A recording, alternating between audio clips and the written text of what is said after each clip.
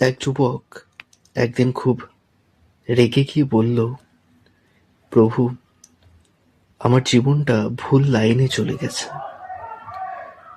শ্রীকৃষ্ণ খুব শান্ত গলায় জিজ্ঞেস করলেন, কখনো ভুল ট্রেনে উঠেছ? যুবক বলল, হ্যাঁ। তখন তুমি কি করেছ? উত্তরে বালক বলল, নেমে আবার ঠিক ট্রেন ধরেছি। শ্রীকৃষ্ণ অল্প হেসে বললেন, তাহলে জীবনে ভুল হলে এত ভয় কিসের? ভুল স্টেশন মানেই কিন্তু শেষ নয়, অনেক সময় সেটাই হয় ঘুরে দাঁড়ানোর জায়গা। ভুল পথ তোমাকে শেষ করে না, যদি তুমি থেমে যেতে না চাও।